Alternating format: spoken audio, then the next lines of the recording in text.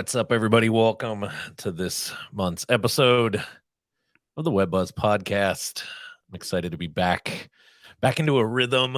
Welcome to Roger Valdez, aka the Google Nader. I almost want to tell you to change your handle instead of it saying Roger Valdez Marketing, which I know is your social media handle. I almost want you to put hashtag Google Nader instead. But anyway, Yeah. welcome to the show this week. Thanks, man. Yep. No, super excited. Another one. It feels good to be back in the routine. I'll be honest with you. It's like, makes me think a little bit throughout the day, prepping for this and really kind of thinking what's going on, especially with today's topic. I think you have to stay on your toes regardless of what industry you're in. Absolutely. So today, folks, we are going to be talking about real estate investor marketing, really just real estate marketing in general in a market shift and during market shift times. In case you've been living under a rock, there is shift and movement like crazy in the real estate market over the last couple months. There's going to be more in the months in the future and to come. So be sure to pay attention, grab a seat, pull up a notepad, do something. If you're listening to this, don't be afraid to pause it. If you're listening to this later on, jot some notes, wrap your mind around. I have a feeling this is going to be one of those episodes that people just keep coming back and listening to and listening to and listening to for a little while, because there's some really important stuff in here. So anything you want to share with everybody before we get rolling here today? No, I think we're good. Let's jump into it. It's funny, you brought something up just a second ago. Before we go too deep into this, I was listening to a podcast myself the other. I love listening to podcasts. I do them in the gym a lot, do them in the car, especially if I'm driving for a while. I was actually on my way to an event that we're a big sponsor of last week to go speak, and that's when I was listening to this. And one of the things that he talked about was the ever-changing space. And he was talking more from a general business sense, but you just made that comment as we got started here, right? Going in with today's topic, being flexible, kind of, evolving. And we went through that internally the last couple of months, which is kind of why we fell away from this. But realizing the shift, the change, these type of things, getting back to kind of our roots, so to say, right? And this being a big piece of it. So, folks, I just wanted you guys to know that just because we might be here and maybe you're feeling like you're down here doesn't mean things don't change, right? We all experience the same things. We get away from things, get back to our roots, all that kind of stuff. So with that being said, though, let's go ahead and kind of dive in. If you guys are live, don't hesitate. Throw a comment in. We are live in a bunch of different places right now, so we can see your comments. Throw a comment in, let us know where you're listening into. But more importantly, if you've got a question as we start to break some of this stuff down, don't hesitate. Throw it in. Roger and I will start to unpack that. So with that being said, we're talking real estate marketing during a market shift, during a time where the shifting changes of the market are going.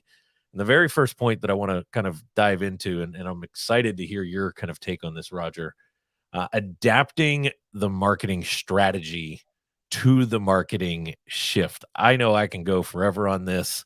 I want to give it to you first, though. What comes to mind when I say that, right? Adapting and shifting your marketing, given the strategy of it, right? Correct. Towards that market shift. Yeah, and I think it's a great topic to start with, just in general. Like I said, I think you kind of alluded to it right there, where I kind of mentioned, doesn't matter what industry you're in, you always have to stay on top of what's happening, right? So in our case, with real estate investing or just real estate in general, real estate's affected by a lot of different things, whether it's just the economy, the weather, right? Just the seasons. So it's very crucial for you to kind of stay in the know in regards to what market you're working in. A lot of say is like, where are you playing, right? What's your playground? So where are you playing? Where's your business at? Where are you investing in? You got to be really engaged in what's happening there, because it could be some of the investors that we've seen, if you stay out of the know and you're not engaged, what's going to happen is you're going to be left behind. And that's true for any industry. That's why I want to be clear that no matter what business, if you're new, this is more for the new business owners, right? The more seasoned people, they understand that. But for the new investors, new business owners, I mean, you have to be engaged. And how do you stay engaged? I mean, it's as simple as staying up to date with industry related news to start with, right? Just make sure what's happening in your backyard. And then the other thing that I see that's really cool that a lot of people within our community do, they go to events, right? Industry related events, and they stay up to date on what's happening, not only in their markets, but nationwide, right? So I think it's crucial for real estate investors or any real estate professionals to adjust according to what's happening. Because if you only have one strategy for one situation, then when something different happens, your competitors are going to pass you by. So, not to get too into the weeds with digital marketing, right? But that's just a general statement. You got to be flexible and agile. Essentially, your strategy has to be agile, and you have to prep these different type of strategies depending on what's happening. And I know sometimes there are certain situations that come up that aren't expected, but your industry or your company or your company in particular needs to be agile enough to shift with the changes, right? So you got to keep that in mind. I know we've done that a lot, especially with in the past with COVID. Right? I think everybody had to do that. But not only that, I mean, sometimes the economy. We've been talking a lot about the economy lately, with it going. What is it doing? What's going to happen? Right? What do a lot of people do? They start holding on to their money, or they start holding on to their homes, or they want to offload a home for that same reason. Right? So you got to be aware of how people are reacting and what's going on in the market, so that way you can not only take advantage of the situation in regards to, okay, let me position myself to be of help, but also look at it from a helpful standpoint. Well, I got to position myself as that expert in that area, so people that really need help know that I'm here to help, and that they're you're not there sitting with a great product or service, but people can't find you or don't know about you. 100%. You, you mentioned the pandemic, right? And that shifted a big things in the marketing space. It shifted the way we market simply because it shifted the way people consumed. And I think right now, a big piece that a lot of real estate experts, real estate, I don't care, you're the investor, the agent, we're creatures of habit, right? And we tend to say, well, this has been working for so long, I just need to grind it out, or I just need to do more of it. I'm seeing a downturn in whatever the tactic is, right?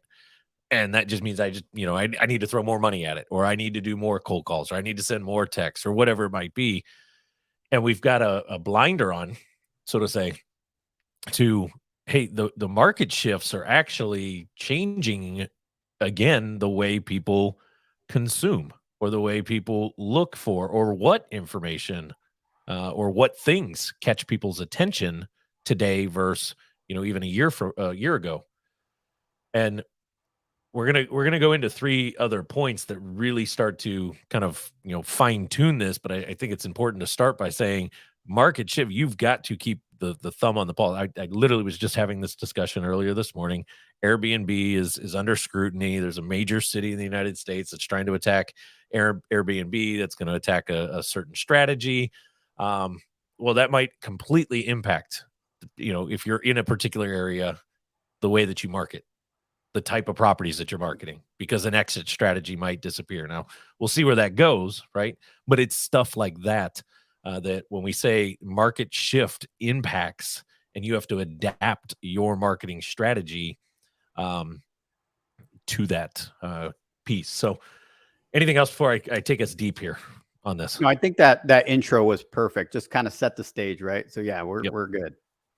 So the first kind of like deep point here that I want to kind of take us on is talking about identifying what the market shifts are for real estate investors specifically. We deal with a lot of real estate investors, and we understand it. Why why do we need to do this?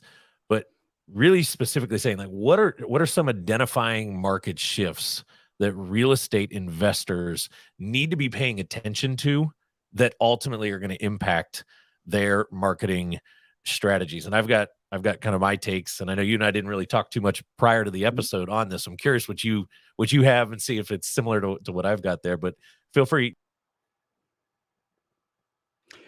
Yeah. So on some of these things, what we're kind of looking at, or at least my take on this particular position, identifying market shifts for real estate investors, is going to be kind of I like to kind of look at what's going on in that town. For example, if there is a big company that's going to open something up in a very rural town, let's just kind of use Amazon. They've been in the news in the last couple months, looking at different places. Intel is another one. I know rural Ohio has been kind of really excited about potentially getting a factory from Intel, huge company, right? So when you look at those type of situations that are happening in those areas, that's when you identify a market shift, because as soon as those factories or jobs are created within that community, that real estate is going to boom, right? So just identifying what's happening in those areas. The other one that I would look at to really kind of identify of what's going on is just following the trends with weather. So if there's certain areas that are either popular or not popular in certain times of the year, you can potentially know where to go to kind of get some deals if there's like an area that's kind of hit by certain hurricanes, or earthquakes or whatever it might be. So if you go during those times, you might be able to identify what's happening in that market, and also get some opportunities. But from kind of a digital marketing standpoint, where I would take this is, if you are going to set yourself, you got to kind of identify certain markets that you want to go into, and then do your research in regards to what's the situation, what are the pros and cons of living in that area, and then producing content, or essentially producing blog posts that are going to live on your website, where you're not trying to sell anything, you're trying to educate, and you're trying to create a lot of different pieces of content that will educate that particular market on the pros and cons, right? And at the end of the day, whether it's someone new coming into that particular city or town and they're looking for stuff, they might find you, and you might get a new client there, or someone that wants to move out of there for whatever reason. So these are just kind of some examples of things that you can look for, from my standpoint, what I think, to really identify certain market shifts, and then again, take advantage of them in a way where it's good for your business, but at the same time, you're being helpful to people that are trying to use your service. Yeah, I'm going to go 100% agree with you, but I'm going to go like real extreme here. Not really extreme. I'm going to go pretty, man, I'm drawing a mind blank of the word that I'm looking for here this morning, but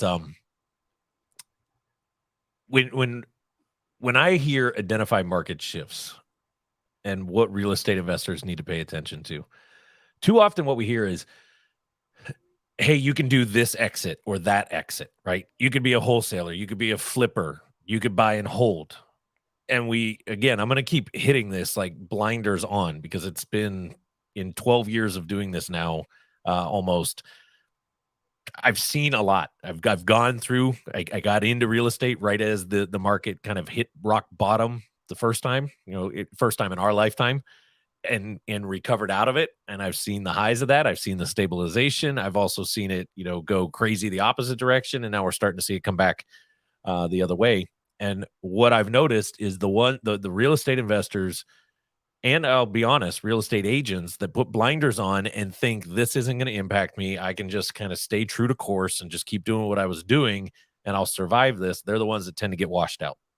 The ones that make it through, they've been able to figure out how to make adjustments and pivots to that. And the big thing with market shifts that are happening right now that I think you need to pay attention to, when we start seeing hedge funds backing out, when you start seeing hedge funds restricting on the volume that they're going to purchase, when you start seeing on the retail side of things, obviously mortgage rates, the interest rate on mortgages is way up. And when you see the amount of money that's being lent out shrinking, and then you see, I got blown away last week, actually, at that event that I was speaking at. One of the other vendors, they got up and they were talking, they were a hard money lender. And I started hearing terms that I haven't heard coming out of hard money lenders since, like 2011, 2012. I'm talking lenders in our space that are willing to go 85, 90% of value with 100% financing. I mean, an investor needs to come to the table with like 10 to 15% of the money to fill the gap. That's insane to me. And the reason that shocks me was we haven't seen that in forever, but the reason they're doing that is there's just not a lot of deals happening because market's tightening up. Retail lending, right, is on a downturn. Interest rates on the retail side's up. And then I was in this kind of like debate about this the other day. It's almost like a little perfect storm right now.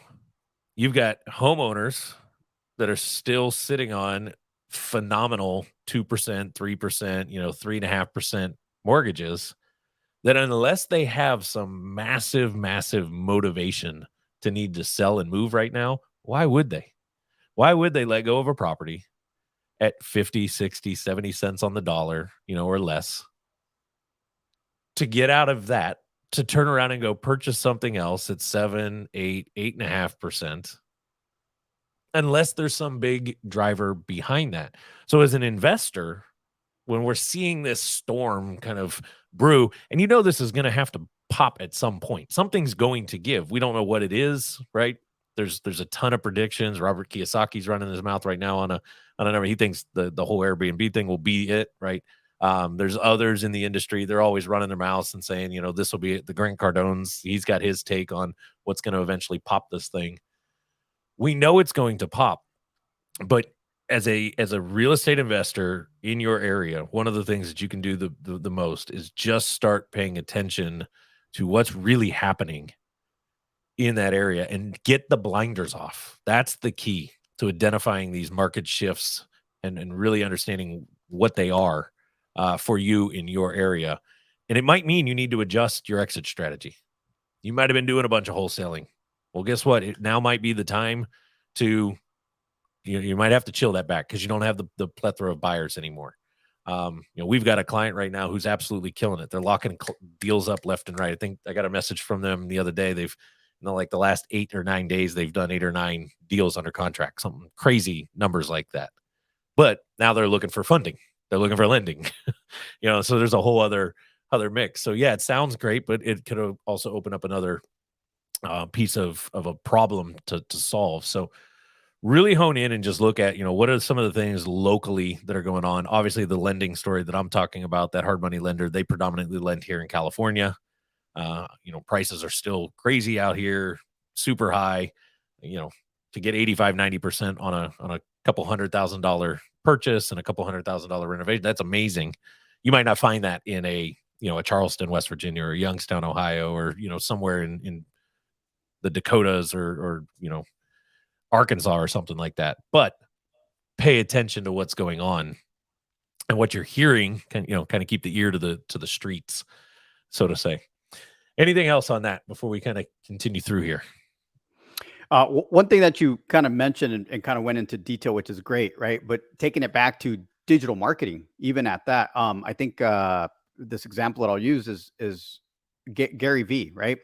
Vaynerchuk, Gary Vaynerchuk. He does a good job predictions within digital marketing. So when you turn that into real estate, I wouldn't be afraid to, as long as you're doing your research. Now, going out there and just opening your mouth just because, without anything to back it up, right? Any type of research or anything like that, then that can look a little shady, right? To anybody, your potential customers or people in the area. But if you're consistently out there, let's say you have a website, you have a YouTube channel, you're on social media, and you're keeping with the trends, and what's going on, and you're consistently posting updates, not that it's directly your information, but you're essentially just kind of putting your take on it.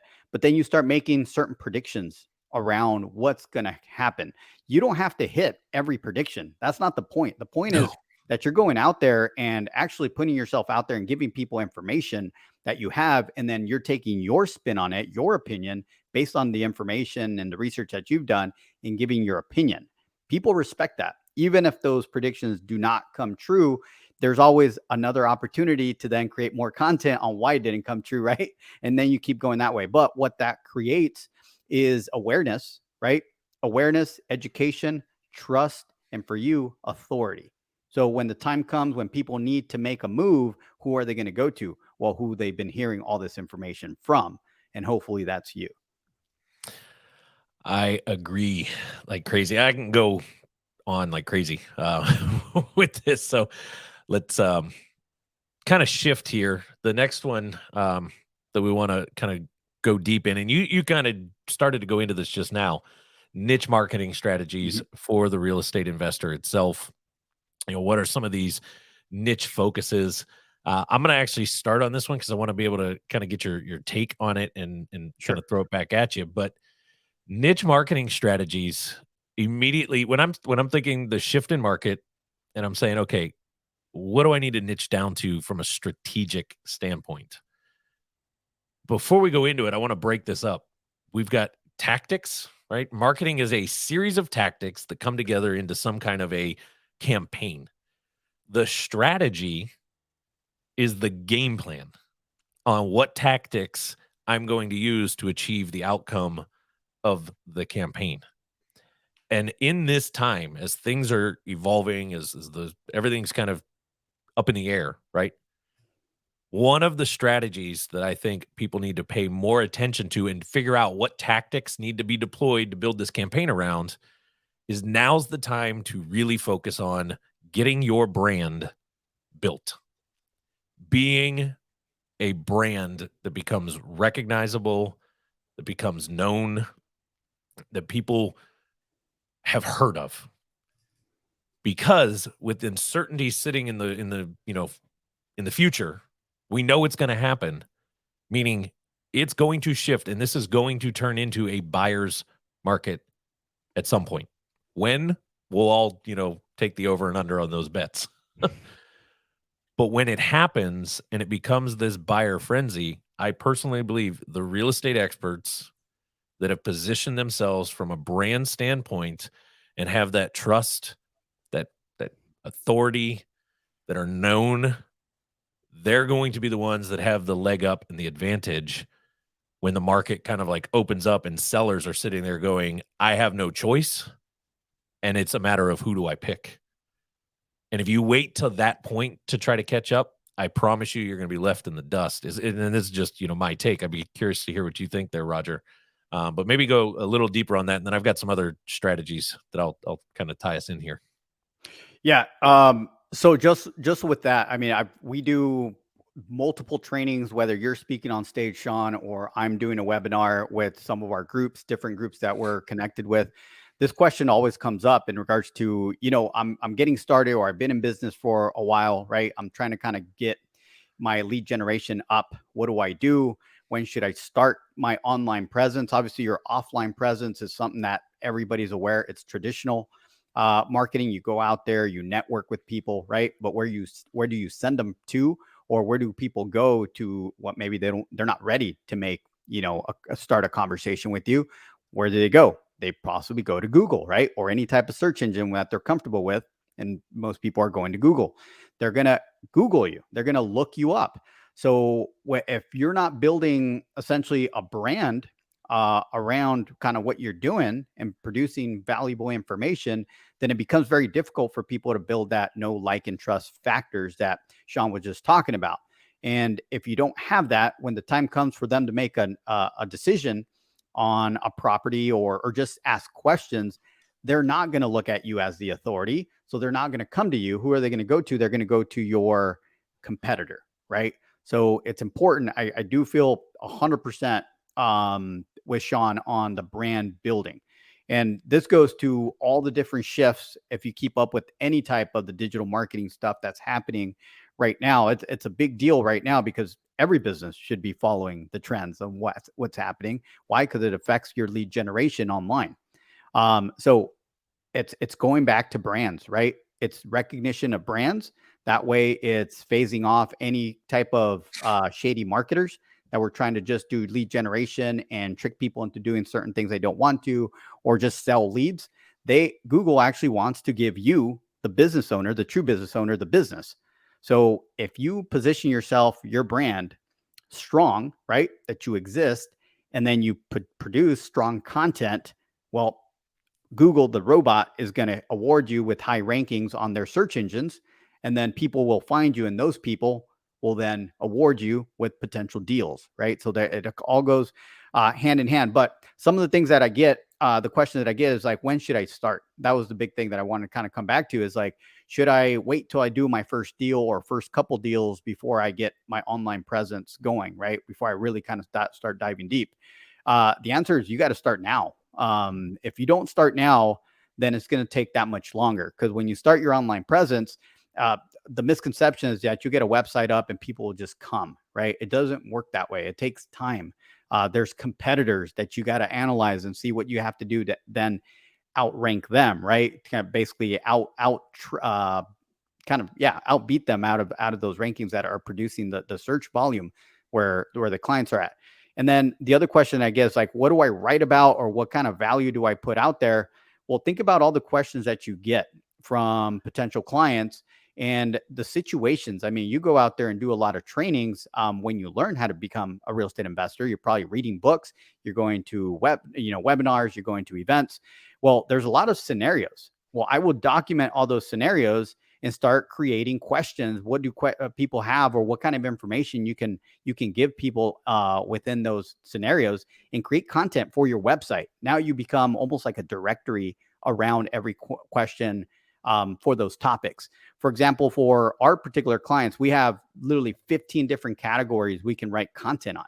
And these are the most, there's more, but these are the most relevant categories in real estate investing. And I mean, we all know them, just kind of, name a couple, like people in foreclosure. How can we help them, right? People in bankruptcy, people going through some kind of inherited property. So there's a ton of these, and you just think about those, but there's so many topics and situations and questions people have within these categories that the list is endless. So if you start building an asset, basically a website that has all this information, then you will become the go-to person in your market. 100%. And I'm gonna add something to that, and then I'm gonna again go the opposite side of things here. When I hear niche marketing, right? When I think niche marketing and brand, online, hands down, everything Roger just said, folks. 100%. There's a reason we call him the Google Nader. The second piece to that, though, is not getting away from the tried and true billboards in their face, postcards in mailboxes, phenomenal way to really build that brand and keep top of mind. Because as Roger said, there a lot of people right now are in uncertainty mode. They don't know what's going to happen. Are they going to be able to hold on to their house? Are they going to lose their job? Is inflation going to get too high? Are they going to be able to afford the bills? What happens if I don't? What are my options? And I can promise you, there's the over analyticals of the world that far outweigh the Seans of the world who wait to the last second to make a decision and go with the first thing that they see, that will hoard these things, hold on to them, keep them for this, the rainy day, so to say, in case I ever need that information.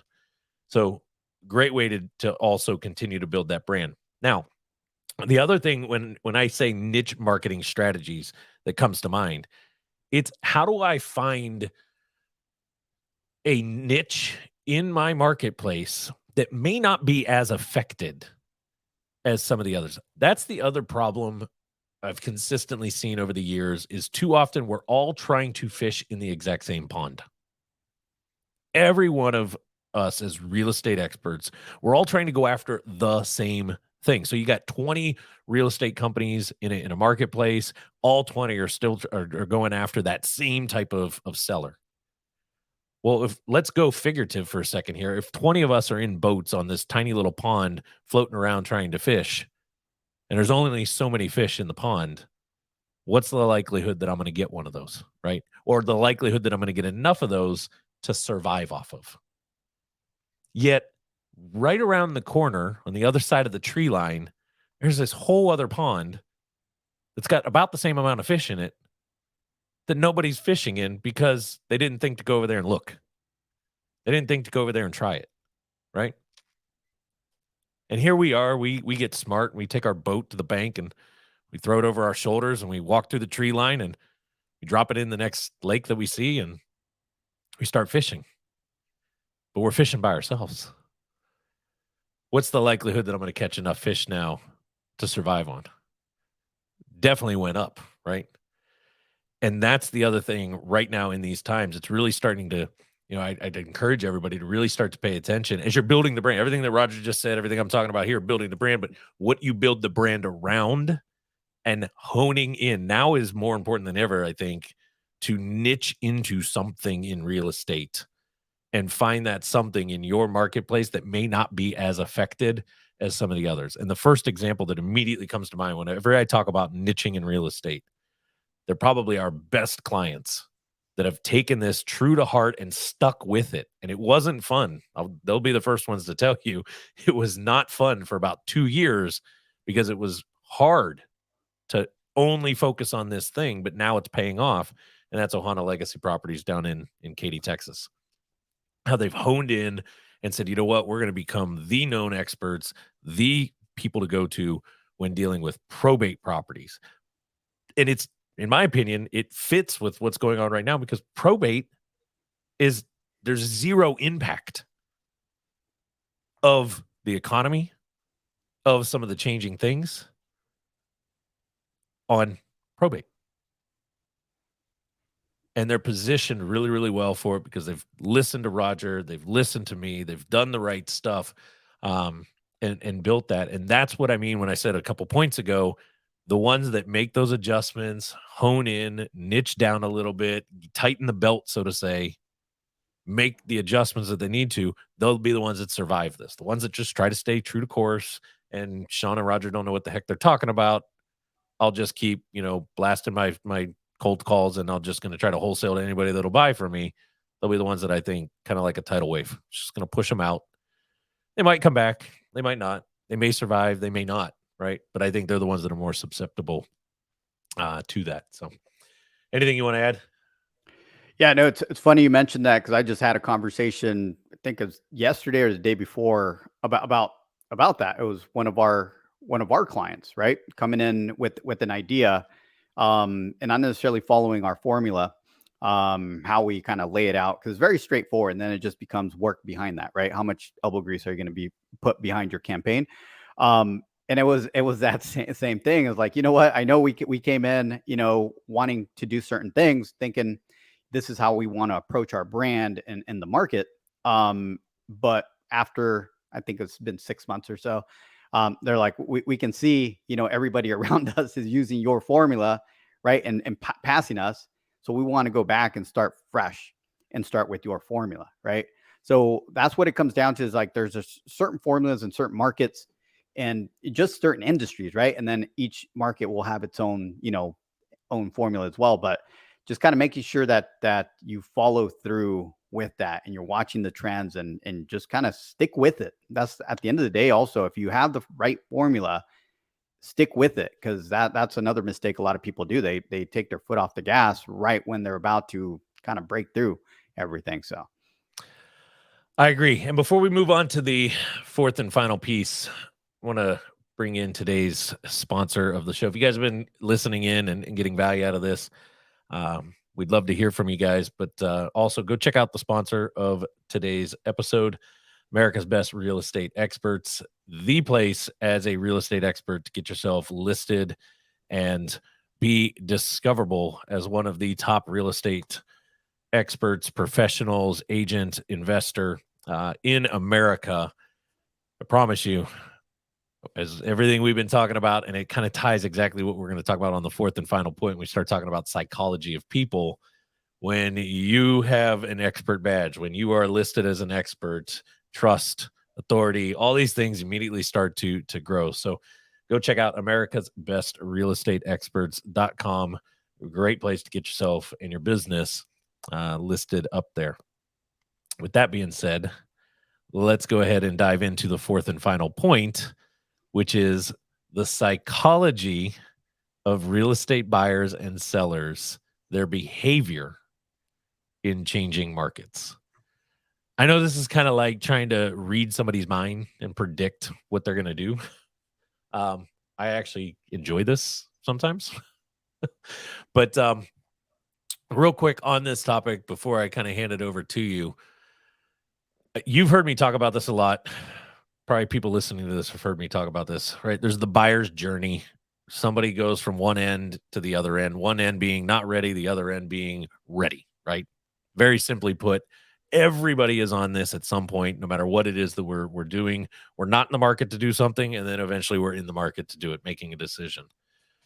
The key thing that moves somebody through that is information, and the psychology of our buyers and sellers as this market changes.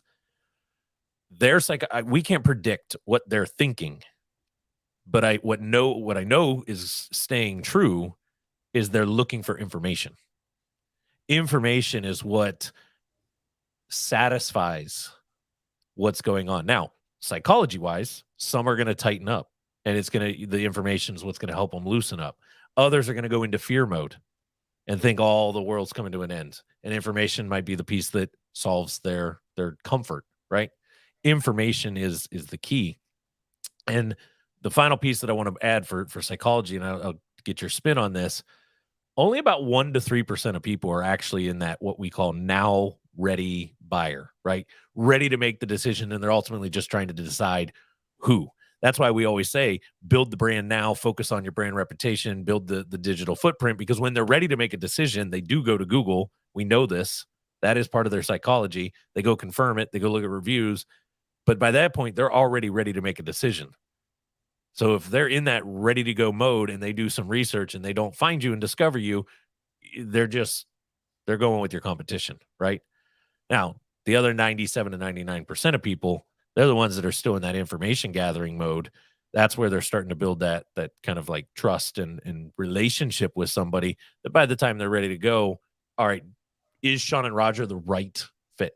Right? Let me dig into them a little bit more. Is REI Toolbox the right fit? Let me go look and see what's being said, right? Those kind of things. So psychology for me, when I read this point, when we were doing our research and planning this topic today, it was like psychology of the real estate buyer and seller, the behavior changing. I don't think the market is going to impact any significant change because this is happening every day of the week. It's just some people today might be comfortable and something changes tomorrow and those same people become fearful. Curious what your take is on it. Yeah, so on this one, it's kind of interesting because there's a formula to it. I keep going back to my side of what we do, right? Just very on the digital marketing side of things. So when we talk psychology, I mean, you're talking about, all right, what is going to be the buyers or sellers? How are they going to why is it beneficial for you to understand their behavior based on the market kind of situation, right? Well, we already kind of know the categories. So if you know the categories before anything catastrophic happens, you basically already have that information. For example, you kind of already know if someone's going to go through foreclosure, right? Whatever that situation that got them into that foreclosure, there's questions that happen after. And those are the things that we do know. So you got to go with the information that you have at your fingertips and produce it in your own voice, right? For your asset, for your website, essentially, right? If you have that, then when these catastrophic situations happen in someone's life or just the community or nationwide economy, right? Things like that, you're ready because no matter what it is, if you really think about it, again, going back to our categories of different things that we look at, again, going back to our formula is I don't know. I'm trying to think. I try not to always go back to the COVID situation, but it's always a good example. It's like, what happened there? Well, that caused a lot of people to go lose their jobs, right? A lot of companies went bankrupt. A lot of people went bankrupt. Well, guess what? If you had a lot of bankruptcy information, I know a lot of lawyers got really busy, right? They needed to help people through that situation. Distressed properties. No one had money to fix their homes. And if they're already in a situation where their home needed work, maybe there was a leak in the roof or something like that, and then they lost their jobs because of this catastrophic situation. Well, now they fall into the category of a distressed seller, right? They need to get rid of that property because they can no longer live there, right? So this puts you in a situation. If you have content and you're the known expert around that, it puts you in that and in the driver's seat at that point. And then going a little more personal and extreme here, when these situations happen, whether it's economy, where it's whatever, unfortunately, some of these rises in divorce happen. They're hard to talk about, but guess what? If you have content talking about, are you in this situation? Is this you? Well, a lot of us don't like to talk about our personal lives, right? But if you put the content out there where someone can find it, again, they're not going to come to you and ask you about it. We're not the humans. We're just not like that, right? We're going to go somewhere where people can't see us. 1 o'clock in the morning, I'm going to be researching what's going on, right? How can I, what can I do in this situation? I'm lost. Well, guess what? If they find you, they find your articles, they'll probably reach out to you for a consultation, not in a bad way. Again, I try to keep it positive, like just to try to help them out, answer questions around that stuff. So I can go on and on and on, but the thing is, we know, the psychology already around a lot of these situations, the behavior psychology, right? You know how people are going to react when they get into these category situations. So all you have to look for now is, all right, where do I see within the trend or the news or just my information that I have? Is it in my market? If I'm basically studying, just say, like where I'm at, Silver Spring, Maryland, and I start seeing the trends, the news, the information that's out there available to me, that there's a rise in a certain, in bankruptcy. Well, I better have that information. If I don't, I better go create it, right? I better become that known expert. If it's more broad, again, a lot like our client, Ohana Legacy Properties from Katy, Texas, they just went all in the probate situations and just started creating a lot of content, and we helped them around that whole strategy.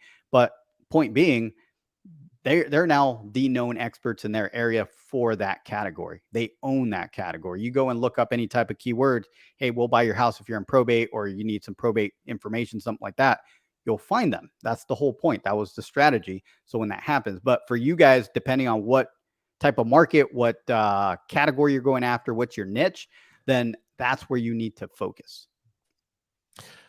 I agree. I know we could go crazy for on this topic. I do want to be cautious of time. We're rolling up almost at 45 minutes here. This wasn't planned, but I'm going to throw this at you. We've talked about a lot here, and a lot of it at the end of the day just boils down to get your thumb on the pulse, pay attention to what's going on in your marketplace, right? And then the second piece would be focus on building your brand, and building your brand from a positive aspect, a helpful aspect. If you could give one piece of advice to that real estate expert out there right now that is sitting there going, this is crazy. Things are changing left and right. There's too much uncertainty. I don't even know, where to begin on any of this. What's that one piece of advice that you throw at them? Well, I'm gonna stay. I think this is what you meant, but I'm gonna stay digital, right? I'm gonna keep it like what kind of advice? What should you have ready or set up at the kind of foundation level? Number one, you need that website, regardless if it's good or not. You need some kind of online presence. With that, as part of that, you need your Google Business Profile, because all of you guys, to a certain level, even if you do multi-state, you invest in multiple states, you're going to have, in those states, certain cities, certain areas where you tackle for your market.